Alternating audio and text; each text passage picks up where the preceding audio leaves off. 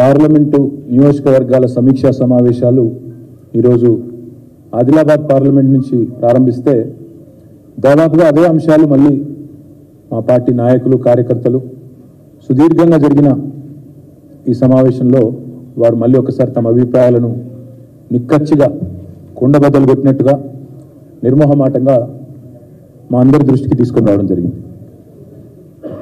అందరూ అన్నమాట ఏమంటే గ్రామాల్లో అనుకుంటా ఉన్నారు బీఆర్ఎస్ ఓడిపోతుంది అనుకోలేదు, కేసీఆర్ గారు సీఎంగా దిగిపోతారనే మాట అసలు అనుకోలేదు, పోతే గీతే మా ఎమ్మెల్యేగా ఓడిపోతారేమో కానీ కేసీఆర్ గారు ముఖ్యమంత్రిగా ఉండరు అని మేము కలలో కూడా అనుకోలేదు అనే మాట, అయ్యో ఇట్లా జరిగింది అనే ఒక భావన.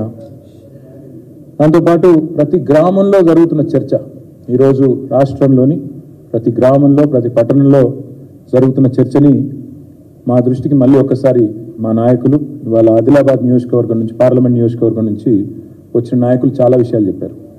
అందులో సరే సహజంగానే గతంలో ప్రభుత్వంలో ఉన్నప్పుడు మేము తీసుకొచ్చిన కొన్ని కార్యక్రమాల్లో పెట్టిన కొన్ని పథకాల్లో ఉండే కొన్ని సవరణలు చేస్తే బాగుండేది, కొన్ని లోటుపాట్లు ఉండే వాటిని కూడా సవరించుంటే బాగుండేది అనే అభిప్రాయాన్ని కూడా చాలా నిక్కచ్చిగా చెప్పడం జరిగింది. దాదాపుగా ఈరోజు మేము 11:30-12 ప్రారంభిస్తే ఇప్పుడు దాదాపుగా 5:30-6 గంటల వరకు మధ్యలో భోజన విరామం ఒక అర్ధగంట 40 నిమిషాలు తీసేస్తే చాలా డీటెయిల్డ్గా సమావేశం జరిగింది. వచ్చిన నాయకులు కూడా చాలామంది పార్టీ ఆవిర్భావం నుంచి ఉన్న వాళ్ళు చాలామంది పెద్దలు చాలా విషయాలు చాలా నిక్కచ్చిగా చెప్పినారు. వారందరికీ కూడా నా ధన్యవాదాలు.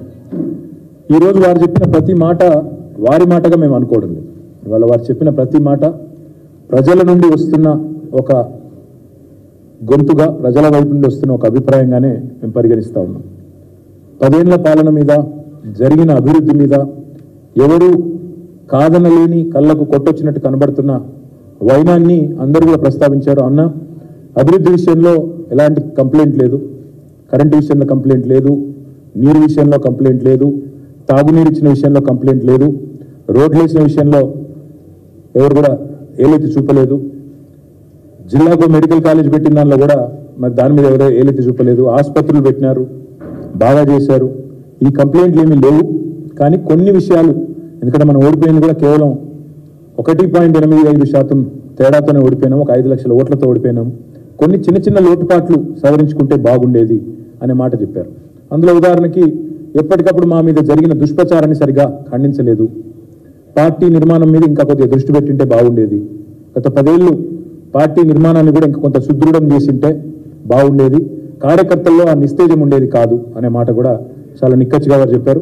అవతల వాళ్ళు చెప్పిన అబద్ధాలు, ఇంటికో ఉద్యోగం ఇస్తాము అని మేము అన్నట్టు అనని మాటను అన్నట్టు వారు ఉద్యోగం ఇస్తాము ఇంటికో ఉద్యోగం ఇస్తామన్నారు అని చెప్పి వారు చేసిన ప్రచారాన్ని మేము సరైన సమయంలో ఖండించలేదనే మాటను, లేదా భారతదేశంలోనే అత్యధికంగా ప్రభుత్వ ఉద్యోగాల నియామకాలు చేసి కూడా దాన్ని సమర్థవంతంగా చెప్పుకోలేకపోయినాము, సోషల్ మీడియాలో ఇంకా బాగా చెప్పిండాల్సింది అనే మాట కానీ, ఈ ప్రాపగాండా వల్ల కొంత యూత్ ప్రభావితమైంది, దూరమైంది మనకి అనే మాట కానీ, భారతదేశంలోనే అత్యధికంగా ప్రభుత్వ ఉద్యోగులకు జీతాలు ఇచ్చి ఆ విషయాన్ని కూడా వాళ్ళలో రిజిస్టర్ చేయడంలో చిన్న చిన్న లోటుపాట్లుంటే వాటిని కూడా సరిగ్గా మనం అడ్రస్ చేయలేకపోయినామనే మాటని, ఇక తర్వాత సహజంగా ఇంకా కొన్ని ఇతర అంశాలు కూడా పార్టీ సంస్థాగత నిర్మాణం గురించి కూడా వారు చెప్పారు. అయితే వారు చెప్పిన అల్టిమేట్ పాయింట్ ఏమిటిది అంటే తెలంగాణలో అభివృద్ధి జరిగింది అనే విషయంలో ఎలాంటి రెండో అభిప్రాయం ప్రజల్లో లేదు, పార్టీ కార్యకర్తల్లో లేదు, కానీ చిన్న చిన్న లోపాలు సవరించుకుంటే బాగుండేదేమో అనే మాటను వారు చెప్పడం జరిగింది.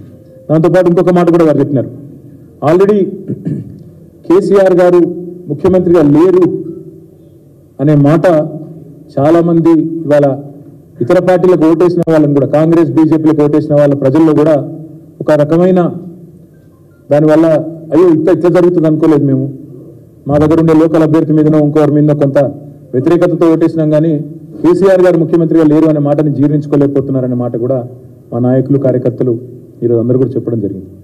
అందువల్లే ఇవాళ ఇంకొక మాట కూడా విశ్లేషించుకున్నాము, ఒక్కొక్కటి చెప్పిస్తారు కాంగ్రెస్ గారు, ఇంకొక మాట కూడా ఇక్కడ చెప్పాలా, మేము ఒకవైపేమో మాకు సంబంధించి ఏమేమి చిన్న చిన్న కరెక్షన్స్ చేసుకోవాలి ఆ విషయంలో కూడా మాట్లాడుకున్నాం. దాంతోపాటు మా మీద జరిగిన దుష్ప్రచారం, మా మీద జరిగిన మరి విష ప్రచారం, ప్రాపగాండా, ఫేక్ ప్రాపగాండా ఏదైతే జరిగిందో దాని విషయంలో కూడా చాలా తీవ్రమైన చర్చ జరిగింది.